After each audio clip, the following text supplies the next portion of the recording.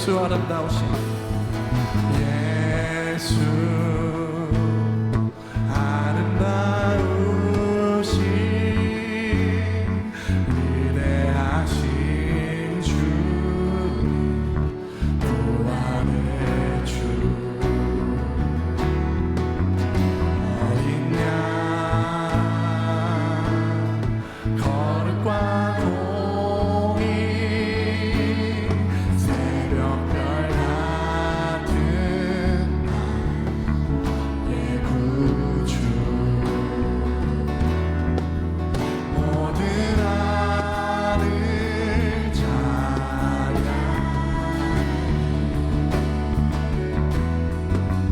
모든 만물이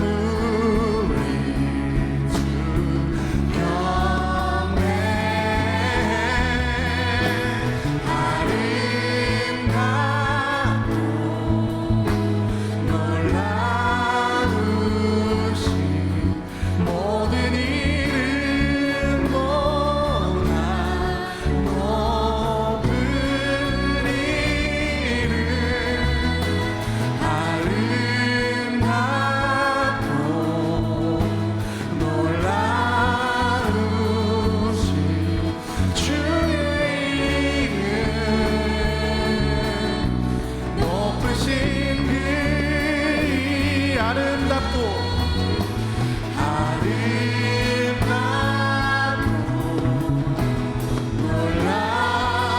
놀라우신 모든 이름보다 높은 이름 아름답고 놀라우신 주의 이름 높으신 그 이름 예수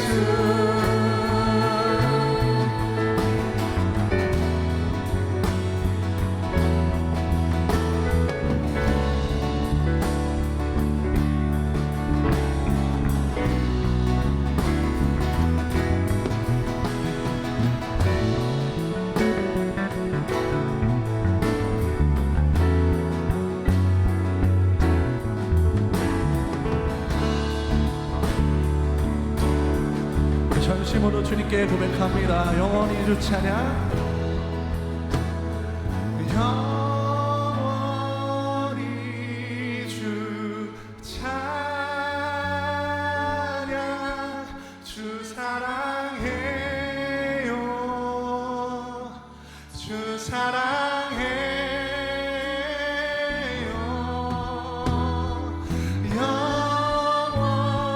영원히 주 찬양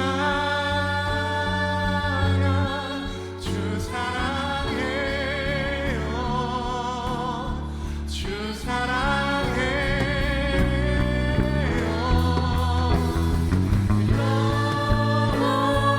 영원히 주 찬양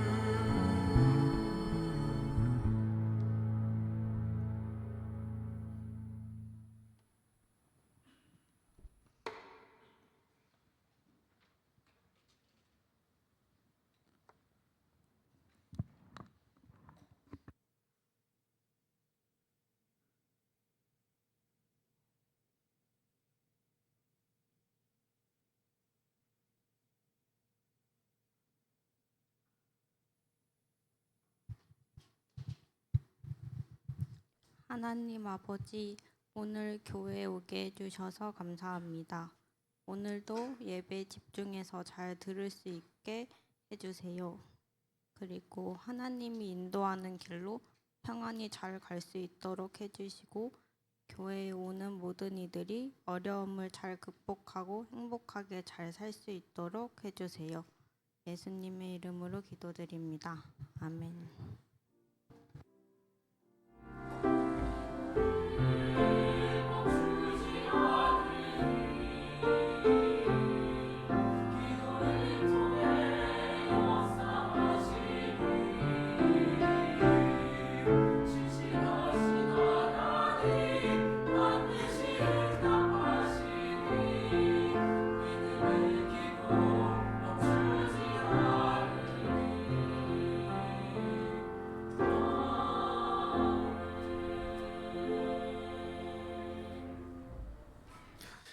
우리 함께 말씀 보도록 하겠습니다. 오늘 나눌 하나님의 말씀은 누가복음 4장 16절부터 21절까지 말씀입니다. 누가복음 4장 16절부터 21절까지 말씀입니다.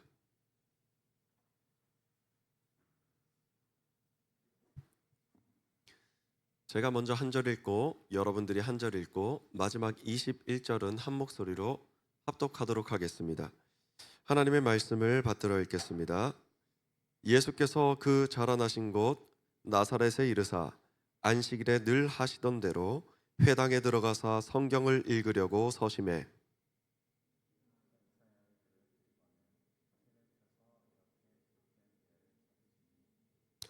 주의 성령이 내게 임하셨으니 이는 가난한 자에게 복음을 전하게 하시려고 내게 기름을 부으시고 나를 보내사 포로된 자에게 자유를 눈먼 자에게 다시 보게 함을 전파하며 눌린 자를 자유롭게 하고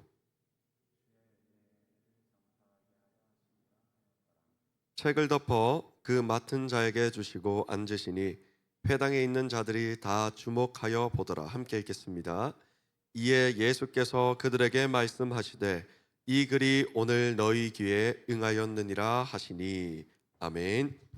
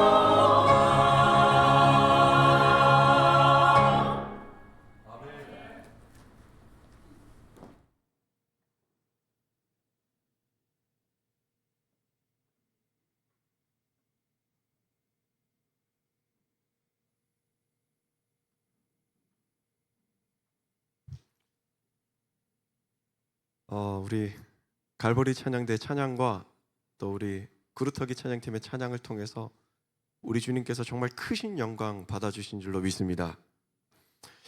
오늘은 은혜의 해를 선포하신 예수님이라는 말씀 제목으로 하나님의 말씀을 선포하도록 하겠습니다.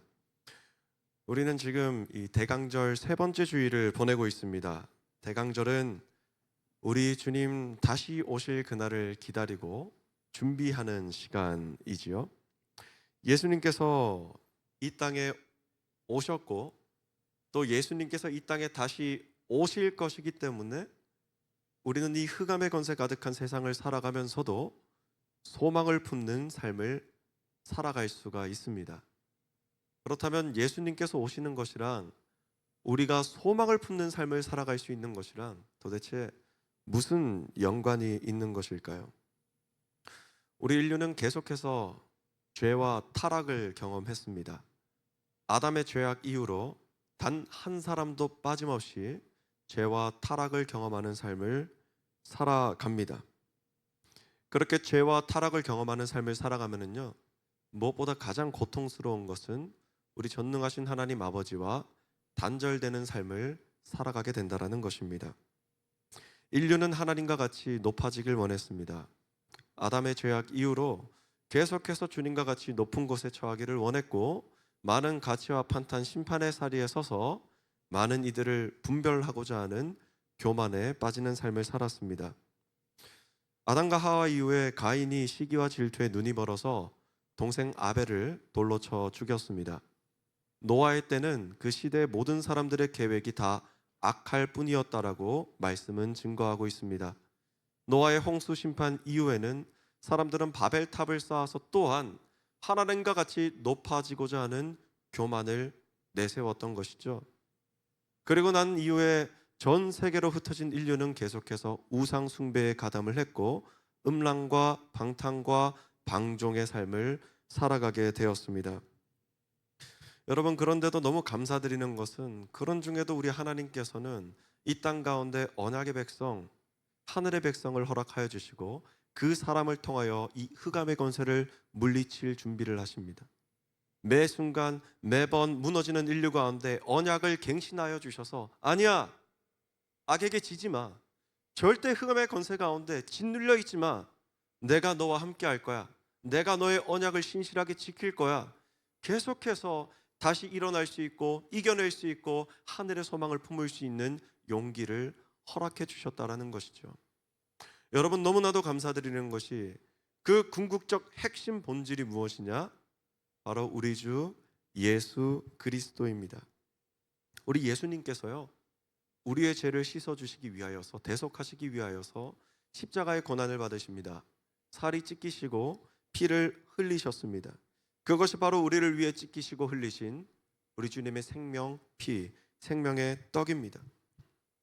비둘기, 소, 양, 염소를 통해서 계속해서 대속의 제사를 지내왔었거든요, 과거로부터.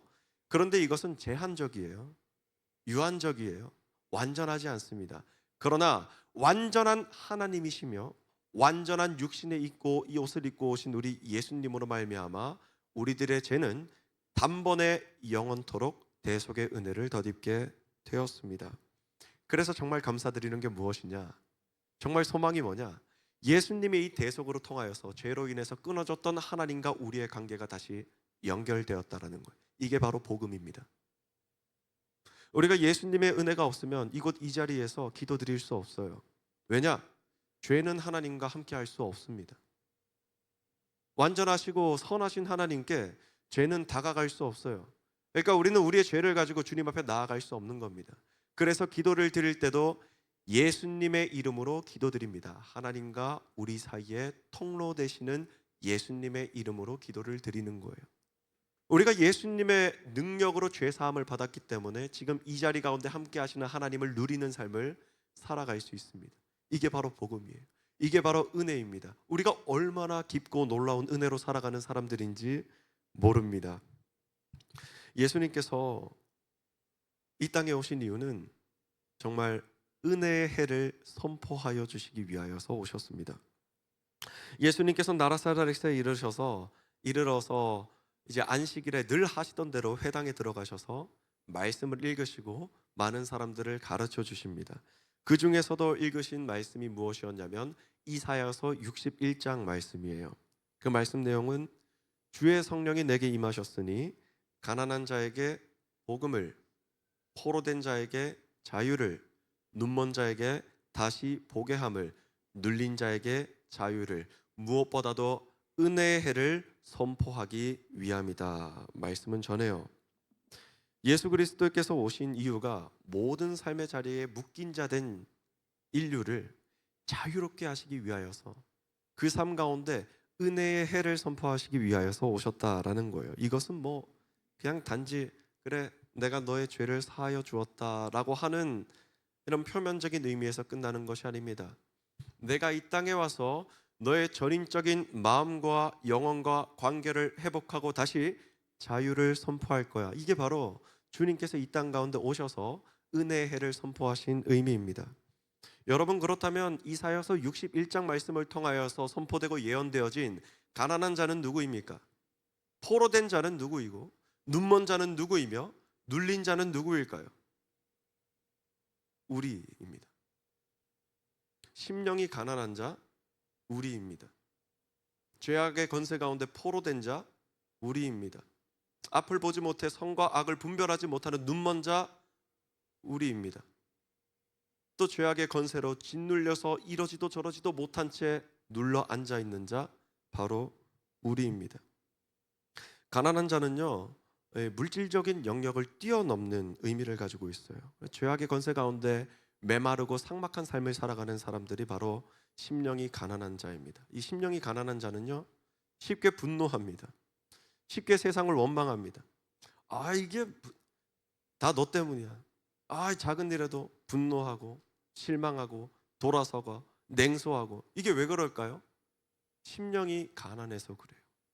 그러나 심령이 주님의 은혜로 풍성함을 누리는 사람은요, 우리 삶 가운데 다가오는 위기를 그냥 위기 그대로 바라보는 것 아닙니다. 오히려 주님께서 이것을 극복하고 더욱더 성숙할 수 있도록 나에게 허락하여 주신 고난이구나, 내가 이 시간을 통해서 주님과 더욱더 가까워지고 더욱더 성장해야 되겠다라는 생각을 하게 되는 겁니다. 그러나 심령이 가난한 사람은요, 이런 거를 생각할 겨를이 없어요. 작은 위기만 찾아와도 금세 분노와 불평과 불만이 쏟아지게 되는 거예요. 그런 사람이 바로 심령이 가난한 사람입니다. 또 포로된 사람이 있습니다. 포로된 자는요, 이 죄악의 권세 가운데 놓인 사람입니다. 하나님을 벗어난 그 자리에서 벗어나지 못하고 그냥 그 죄의 굴레 가운데 계속해서 맴돌고 쭈뼛쭈뼛 서성거리고 있는 사람이 바로 이 포로된 자, 죄악의 포로된 자입니다. 여기서 말하는 죄라는 것은요, 이 사회적이고 도덕적인 죄악의 의미를 훨씬 상회하는 의미를 가지고 있습니다. 그러니까 그 모든 것들을 초월하여서 존재의 본질이요 기준이 되시는 하나님에게서 벗어난 모든 것들이 죄악입니다. 근데 포로된 사람은 하나님을 벗어난 모든 자리에서 다시 주님께로 돌이키지 못해요. 놀라운 것은 우리는 사실 우리가 죄를 지을 때 우리가 이게 죄라는 것을 사실 알고 있을 때가 있어요. 혹은 이게 죄라는 것을 깨닫게 되는 순간이 있습니다. 그런데도 그 자리를 벗어나지 못해요. 왜요? 이 정도면 괜찮지 않을까? 이 정도는 수용할 수 있고 타협할 수 있지 않을까? 이 정도 타협은 그냥 세상적 지혜 아닐까라고 생각하면서 그 자리를 벗어나지 못하는 거예요. 어떤 상태죠? 죄악 가운데 중독된 상태입니다. 죄악 가운데 포로된 상태입니다. 이런 상태가 바로 포로된 상태. 분노에서 벗어나지 못하고, 과거의 쓴뿌리에서 벗어나지 못하고, 남을 헐뜯고 비방하는 자리, 나를 높이고 드러내는 자리에서 벗어나지 못한 채 계속 그 죄악의 자리를 맴돌고 있는 삶이 바로 죄악의 포로된 상태를 의미합니다. 그럼 눈먼 상태, 눈먼 자의 상태는 어떤 상태냐? 선과 악이 무엇인지를 분별하지 못하는 상태가 바로 눈먼 자의 상태입니다. 눈먼 사람의 특징, 자기가 눈먼 상태라는 것을 잘 몰라요. 혹은 인정하지 않아요. 마치 바리새인과 대제사장처럼 바로 눈앞에 진리와 구원의 열쇠가 있음에도 불구하고 인정하지 않은 채 자신들이 옳다고 하는 선만 따르는 사람들요. 바리새인들과 대제사장들은 무엇을 옳다라고 판단했냐면요, 자신들의 경험이 진리라고 생각했습니다. 그러니까 자신들의 경험은 전통을 이야기하는 것이거든요. 복음의 메시지보다도 자신들의 전통이 더 중요했어요. 자신의 권위를 나타내고 자신이 인정받을 수 있고 자신이 자유로울 수 있다라고 생각하는 그 공동체를 더욱더 중요하게 생각했습니다. 또한 자기가 옳다고 주장하는 자기 고집, 자기의, 자기 신념 붙잡고 살아가는 사람들, 그런 사람들이 바리새인, 대제사장, 곧 눈이 먼 사람들의 삶의 모습이었습니다. 그러면 눌린 자의 삶은 어떤 삶인가? 눌린 사람은 실족하거나 넘어졌다는 의미보다 더 무겁습니다. 눌린다의 의미가 뭐죠? 무언가 외부적인 압력과 힘이 작용해서 일어나지 못하도록 짓누르고 있는 상태를 이야기하는 것이거든요. 여러분 이해할 수 있을지 이해할 수 없을지 모르겠지만 정말 이 땅을 살아가는 동안 누군가는 일어나고 싶어도 일어나지 못하는 상태 가운데 놓인 사람이 있어요. 극복하고 싶어도 외부의 충격과 압력으로 인해서 극복하지 못한 채 좌절하고 슬퍼하는 사람들이 분명히 있어요. 이곳 이 자리 가운데도 있을 겁니다. 나 여기서 정말 벗어나고 싶은데 벗어나지 못한 채 계속 울부짖고 있네, 부르짖고 있네, 방황하고 있네. 우리를 짓누리는 것들이 얼마나 많은지 모릅니다. 의심 있습니다. 죄책감 있습니다. 실패와 두려움도 있습니다. 과거의 상처와 타인의 시선과 비교와 평가 있습니다. 이 모든 것들은 우리가 연약해서가 아니라 외부로부터 다가오는 힘과 충격이 너무나도 강한 나머지 우리가 어찌할 바를 알지 못한 채 짓눌려져 있는 상태를 의미하는 것이죠. 정말 기쁘고 감사한 것은요, 이 말씀의 이야기를 들으면서 우리들 이거는 우리의 모습이 있지 않나? 이런 모습이 인정하고 싶지 않지만 내가 그런 사람의 모습이 있다. 그런데 정말 감사한 것은 이런 우리들을 위해서 우리 주님께서 이 땅 가운데 오셨단 말입니다. 이런 우리들에게 자유를 선포하여 주시기 위하여서 우리 주님께서 십자가의 고난을 감내하시고 죽으시고 부활의 소망으로 우리에게 역사해 주셨다라는 거예요. 이게 정말 복음입니다. 여러분, 우리들의 시선으로 볼 때 죄악에 짓눌려 있는 사람, 또 눈먼 사람, 자기 자신의 의와 신념이 너무나도 강한 사람 보면은요, 어떤 생각 들죠? 와, 저 사람 진짜 가까이 하기 싫다. 왜 이렇게 밉냐?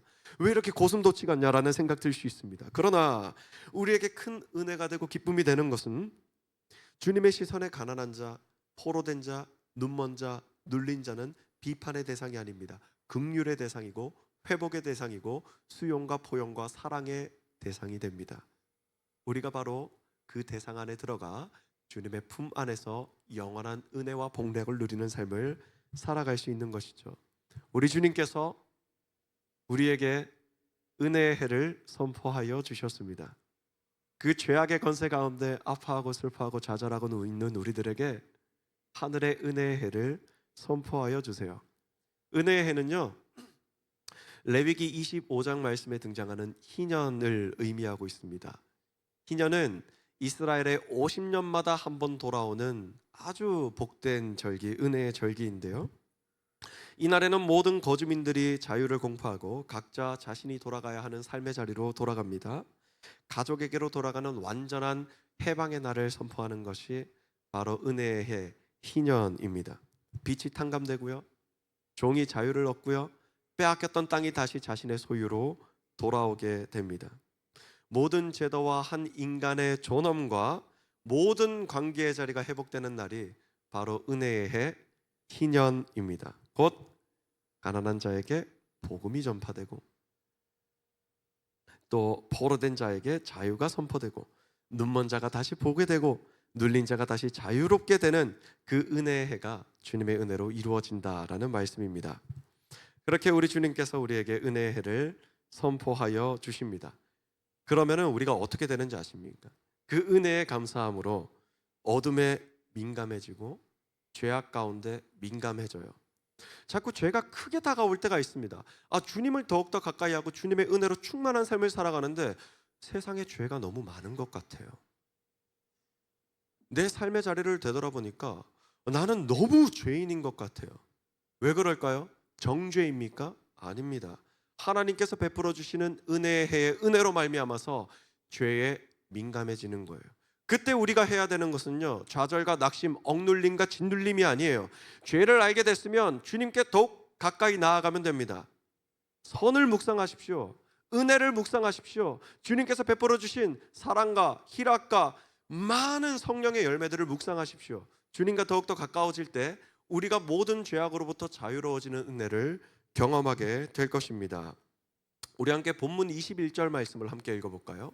본문 21절 말씀을 함께 읽겠습니다. 시작. 이에 예수께서 그들에게 말씀하시되 이 글이 오늘 너희 귀에 응하였느니라 하시니 아멘. 우리 주님께서 회당에서 주신 말씀을 듣고 그 사람들은요, 그냥 그 말씀을 흘려보내지 않았어요. 우리 주님께서 뭐라고 말씀하시냐면 이 말씀이 너희들의 귀에 응하였다라고 말씀을 주세요. 우리가 함께하고 있는 이 자리도 마찬가지입니다. 주님의 말씀이 선포되는 이 예배의 자리 가운데, 찬양의 자리 가운데, 기도의 자리 가운데 나의 말씀이 너희들의 귀에 응하였다라고 말씀해 주세요. 죄악의 고리를 끊지 못해서 좌절하고 있는 삶 가운데, 용서할 수 없어 화평을 이루지 못했던 마음 가운데, 절망과 과거의 상처와 수치로 인하여서 다시 딛고 일어날 용기를 얻지 못하고 있는 마음 가운데, 야, 괜찮아. 내가 너와 함께하고 내가 너를 새롭게 할 거야. 이 말씀이 응하였다라는 것입니다. 무엇보다 더 감사한 것은 무엇이냐면 우리 주님의 은혜의 해를 선포하심으로 말미암아서 우리가 이 땅만을 바라보는 시선이 정말 하늘의 소망을 바라보는 믿음의 시선으로 완전히 전환되고 성장하고 성숙해진다라는 것이죠. 그 은혜의 해를 받은 사람은요, 이 삶 가운데 열매가 나타나게 됩니다. 어떤 열매가 나타나게 되냐면 첫 번째로 예배 드리는 것에 기쁨이 가득해집니다. 예배 드리는 것. 이 예배의 자리가 정말 나에게 주님께서 은혜로 베풀어 주신 아주 귀하고 소중한 자리이구나. 그래서 이 예배를 귀하게 여기고 예배를 지키기 위하여서 더욱더 순종의 자리로 나오게 됩니다. 또 두 번째로 말씀에 민감해집니다. 이 말씀이 나를 정죄하기 위하여서 주시는 말씀이 아니라 나에게 자유를 선포하시기 위하여서 주시는 말씀이구나. 이 말씀을 아주 귀하게 여겨야 되겠다라는 마음을 허락하여 주십니다. 세 번째로 공동체를 위한 헌신의 마음을 허락해 주십니다. 이 공동체가 그냥 그저 각자 사람들이 잠깐 모여가지고 예배드리고 하하호 웃고 떠나는 자리가 아니라 정말 주님께서 동역자로 불러주셔서 힘들 때 격려를, 어려울 때 위로를, 서로 돕는 사람으로서 협력하고 합력하여 선을 이룰 수 있도록 베풀어 주신 자리, 구원의 방주가 바로 우리가 함께하고 있는 이 공동체구나를 알게 하세요. 네 번째로요, 세상을 대적하지 않습니다. 세상을 대적하는 것이 아니라 세상을 긍휼히 여기는 마음을 허락하여 주십니다. 내가 받은 은혜의 해, 절대 거듭날 수 없고 소망을 품을 수 없었던 내 삶의 은혜의 해를 베풀어 주사 이 기쁨을 누리게 하시니 이 기쁨 흑암의 권세 가운데 있는 이 세상 가운데도 내가 전하리라. 이 복음 전파의 마음을 주님께서 은혜로 베풀어 주십니다. 내 곁에 소중한 한 사람 떠올리는 거예요. 그리고 그 사람이 내가 받은 이 은혜처럼 이 사람도 그 은혜를 받기를 간절히 바라는 마음을 가지게 되는 것, 이 은혜의 해를 받은 사람의 열매입니다. 마지막 다섯 번째로 항상 낮은 곳으로 가요. 높은 곳으로 가려고 하지 않아요. 나를 드러내고 나의 어떤 업적을 쌓기 위해서 살아가지 않아요. 은혜의 해, 그 은혜를 받은 사람은 겸손의 열매를 맺게 됩니다. 낮아짐의 은혜를 맺게 됩니다. 나에게 섬김의 자리가 주어졌다면 예수님을 본받을 수 있는 기회를 나에게 허락하여 주셨구나. 의 기쁨과 감사, 은혜 충만한 모습을 보여준다는 겁니다. 그래서 우리 공동체가 얼마나 기쁘고 감사한 공동체인지 모릅니다. 예수님께서 이 땅에 오신 이유가 바로 여러분 때문이에요. 그리고 우리 공동체 때문입니다. 끊을래야 끊을 수 없었던 영적 가난의 굴레에서 벗어나고 이 포로된 자의 속박에서 자유함을 얻고 눈먼 자의 어둠에서 벗어나고 눌린 자의 고통에서 벗어나는 삶을 살아갑니다. 이 구원의 방주가 바로 이 자리 가운데 함께하고 있습니다. 그래서 여러분 기뻐하십시오. 날마다 기뻐하십시오. 힘든 날 찾아올 때 있습니다. 고난 찾아올 때도 있습니다. 죄책감에 짓눌리는 삶을 살아갈 때도 있습니다. 그러나 기뻐하십시오. 그럼에도 불구하고 우리 주님을 고백하는 우리에게 하나님께서는 은혜의 해를 선포하여 주십니다. 우리 주 예수 그리스도의 보혈의 공로를 가볍게 여기지 마세요. 우리 주님의 보혈의 공로는 정말 우리가 감히 헤아릴 수 없는 크고 놀라운 은혜로 우리를 덮는 것입니다. 그리고 꼭 기억해야 되는 것이 있어요. 예수님께서 살아내신 삶이 바로 복음을 전하는 삶이었죠. 그 예수님을 본받는 삶이 무엇이냐면 우리 또한 복음을 전하는 삶을 살아가는 겁니다.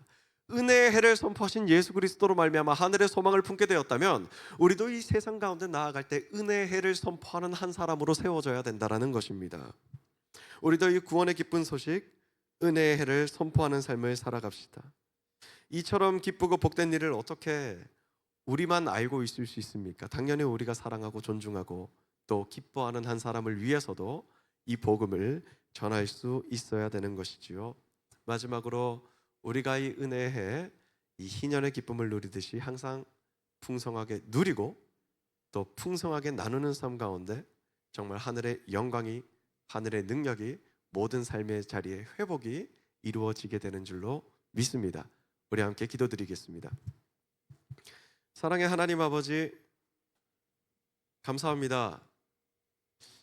오늘도 저희들에게 말씀하여 주사 가난한 자에게 복음을, 포로된 자에게 자유를, 눈먼 자에게 다시 보게 함을, 눌린 자에게 자유를 선포하여 주심에 감사드립니다. 사랑의 하나님 아버지, 저희들 잘 깨닫지 못했고 인정하지 않았지만 가난한 사람이 바로 저였습니다. 포로된 사람이 또 저였습니다. 눈먼 사람이 저였고 눌려있는 삶을 살아가는 사람이 바로 저였습니다. 주님, 겸손히 주님의 말씀을 경청하며 선포하신 그 은혜의 해를 사모함으로 오늘 담대한 소망을 품고 살아가겠습니다. 우리 모든 주님의 자녀들에게 선포하신 그 은혜의 해가 지워지지 아니하고 날마다 그 은혜가 풍성히 흘러넘칠 수 있도록 역사하여 주시옵소서. 혹시 정말 심령이 가난한 가운데 메말라 있는 우리 청년들이 있다면, 또 죄악의 권세 가운데 포로된 삶을 살아가고 있는 주님의 자녀들이 있다면, 또 선악을 분별하지 못하는 어둠 가운데 눈먼 자의 삶을 살아가는 청년들이 있다면, 또 외부의 압력과 악의 권세로 인하여서 짓눌려 있는 삶을 살아가는 청년들이 있다면, 주님, 다만 간절한 마음으로 기도드리오니 능력의 주님이시여 역사하여 주사 모든 억눌린 삶의 자리에 우리 주 예수 그리스도의 이름으로 자유를 선포하여 주시옵소서. 사랑합니다. 감사합니다. 예수님 이름으로 기도드립니다. 아멘. 우리 시간에 또 함께 찬양 드리면서 기도드리는 자리로 나아가겠습니다.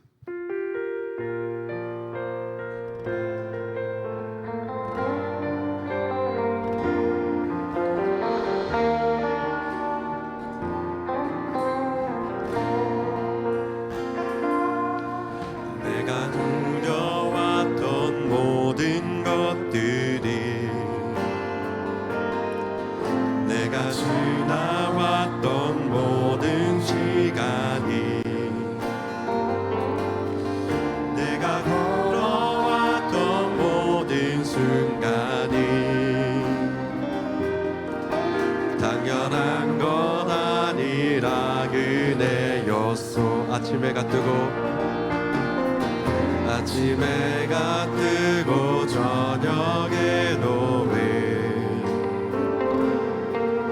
봄의 꽃향기와 가을의 열매,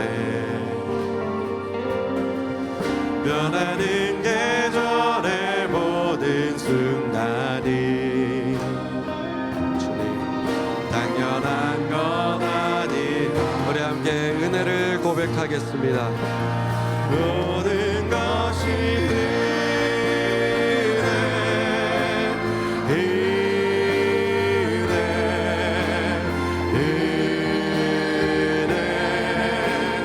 한없는 은혜, 내 삶에 당연한 것 하나도 없었던 것은 모든 것이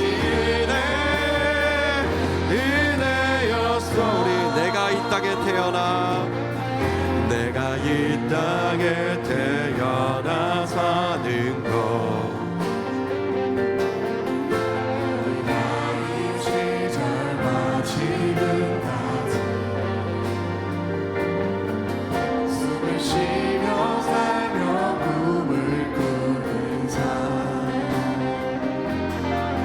당연한 것 아니라는, 내가 하나님의 자녀로 살며, 내가 하나님의 자녀로 살며 오늘 찬양하고 예배하는 삶, 복음을 전할 수 있는 축복이 당연한 것 아닌 은혜였어. 모든 것이 은혜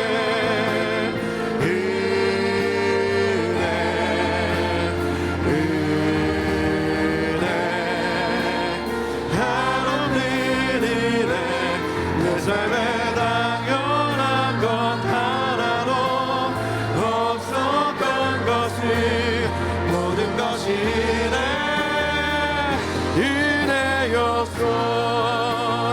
모든 것이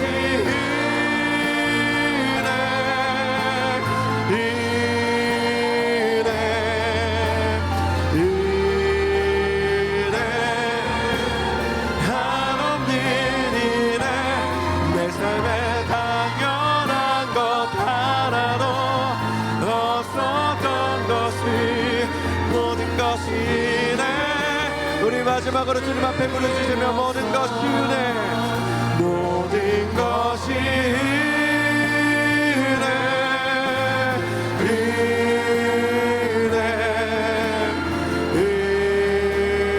은혜.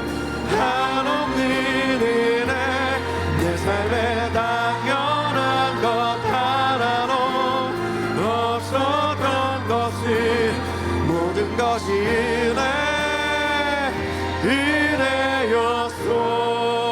은혜였소. 우리 이 시간에 기도 드릴 때 작은 읊조림도 괜찮습니다. 마음의 고백으로도 괜찮습니다. 다만 이 시간 우리들의 삶 가운데 은혜의 해를 선포하신 우리 주님을 생각하고 또 누리고 또 교제하면서 주님, 저조차 어찌할 수 없는 제 삶이 주님의 은혜로 회복되기를 원합니다. 저조차 잘 알지 못했던 제 마음의 상처가 주님의 역사하여 주심의 은혜로 온전히 회복되고 나음을 얻기를 원합니다. 주님, 그 은혜에 제 삶에도 선포하여 주시고 또 알게 하여 주시옵소서. 이 기도의 제목 가지고 간절한 기도의 제목으로 함께 기도드리겠습니다.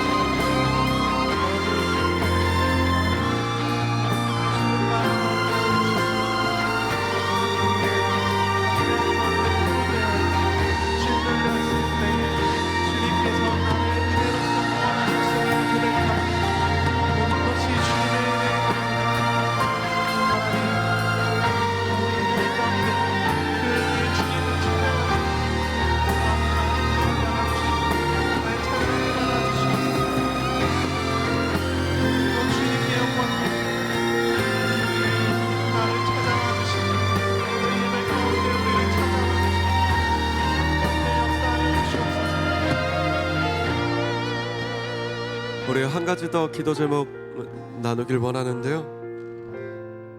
우리는 우리 주 예수 그리스도를 본받아 삶을 살아가는 예수님의 제자 그리스도인입니다. 여러분, 우리 예수님께서 우리에게 은혜의 해를 선포하였듯이 우리도 흑암의 권세 가운데 눌린 자, 가난한 자, 포로된 자, 눈먼 자들에게 그 은혜의 해를 선포할 수 있으면 좋겠습니다.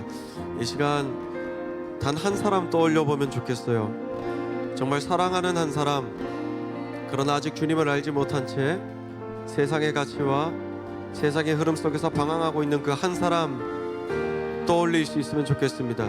그 사람을 위해서, 그 한 사람을 위해서 함께 기도드립시다. 이 공동체 안에 있는 사람일 수 있고 가족일 수 있고 친구일 수 있고 동료일 수 있고 학우들일 수 있습니다. 그 한 사람 생각해서 그 한 사람의 삶 가운데도 주님의 은혜의 해가 선포되길 원합니다. 이 기도의 제목 가지고서 우리 다시 한 번 더 주님 앞에 기도드림으로 나아가겠습니다.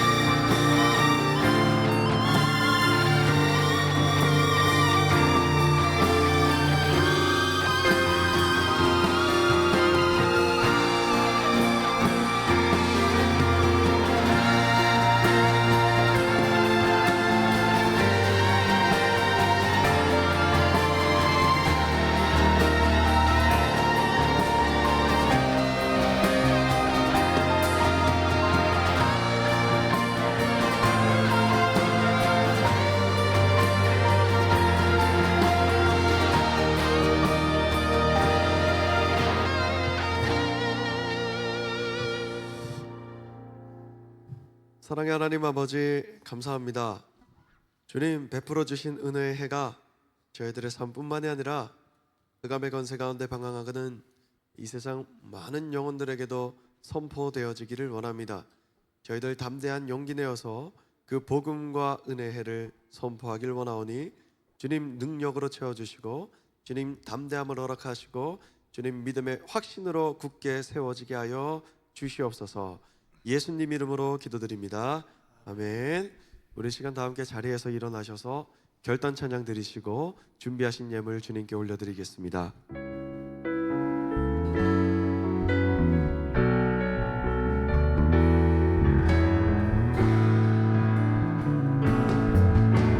주님 그 영광 받으소서.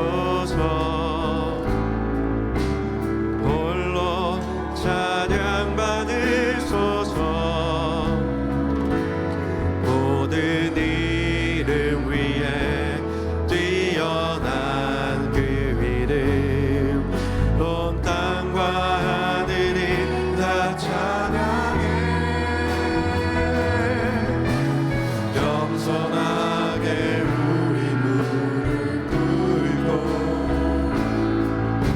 주 이름 앞에 영광 돌리세.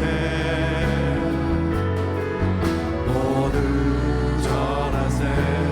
독생자 예수 주님께 찬양 드리리.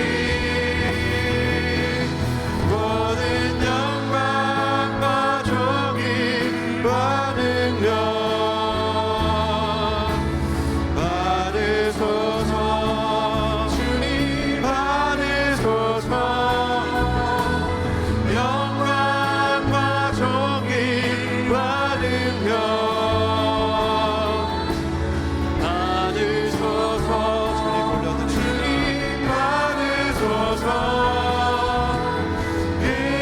그리스도 살아계신 하나님.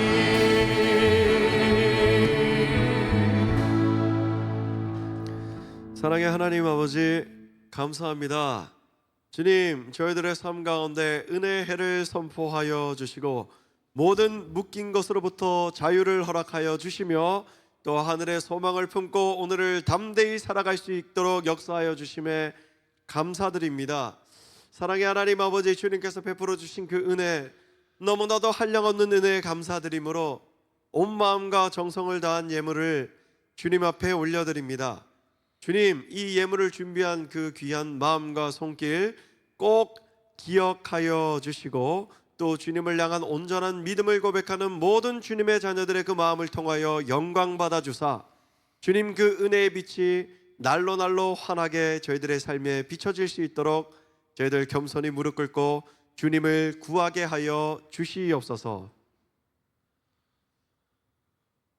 이제는 우리 주 예수 그리스도의 은혜와 살아계신 하나님 아버지의 극진하신 사랑하심과 보혜사 성령님의 내주 감화 감동 교통하심이 오늘도 주님의 은혜의 해를 선포하며 이 땅 가운데 복음을 전파하기로 결단하고 그 가운데 참된 영원 복락을 누리기를 원하는 우리 모든 주님의 자녀들 머리 위에 그들의 삶의 자리 위에 이제와 영원히 함께 하시기를 간절히 축원하옵나이다. 아멘.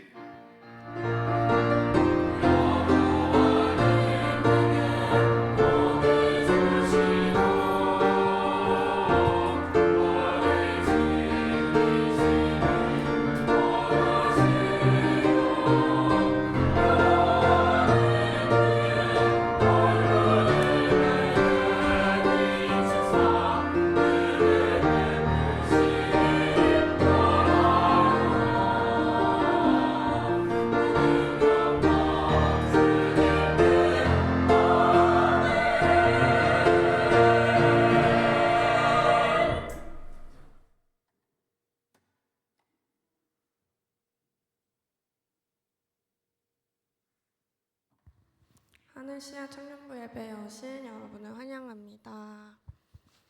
저희 먼저 구호 외치고 시작하도록 하겠습니다. 복음을 전하는 말씀을 사모하는 감사를 표현하는, 사랑을 실천하는. 저희 이 광고 후에 다음 주에 있을 성탄 예배 책송 연습이 진행될 예정입니다. 저희 그리스도의 탄생을 기뻐하는 마음으로 함께 준비하셨으면 좋겠습니다. 다음 주 예배위원은 기도는 이민서 형제, 봉헌은 이영준 형제입니다. 다음으로 목사님 나오셔서 광고하시도록 하겠습니다. 네, 한 가지 안내할 내용이 있어가지고요. 이 자리에 섰습니다.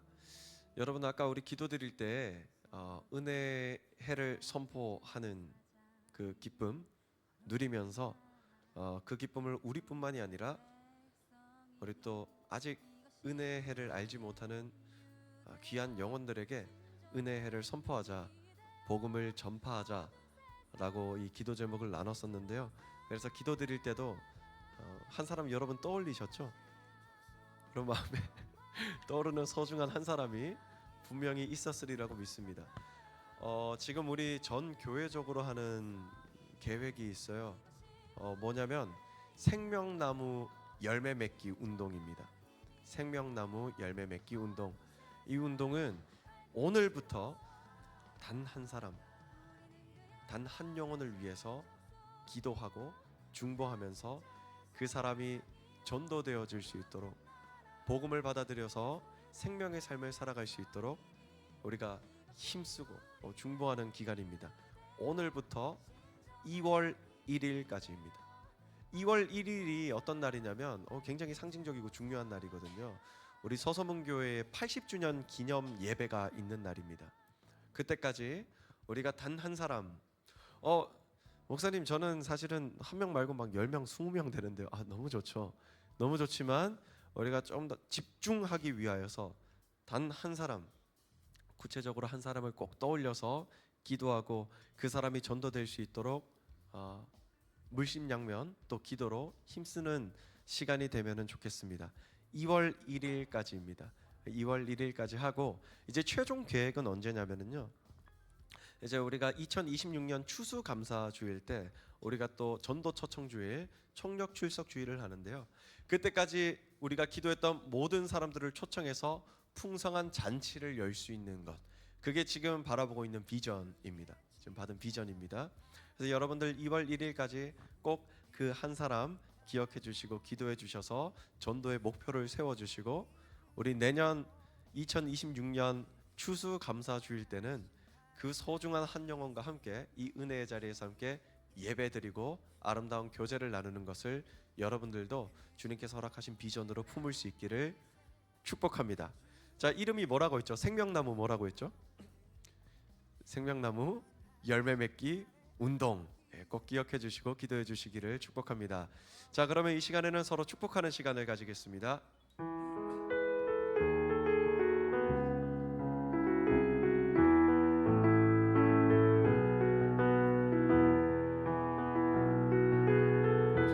하나님의 사랑이 당신의 삶 가운데 가득하기를 축복합니다. 하나님의 은혜가 우리 가운데 가득하길 기도합니다. 하나님의 사랑이 당신의 삶 가운데 가득하기를 축복합니다. 하나님의 은혜가 우리 가운데 가득하길 기도합니다. 가득하길 기도합니다. 우리 주님께 영광의 박수 올려드리고, 자, 우리 바로 연습을 진행하도록 하겠습니다. 이제 우리 지휘자님 오실 겁니다.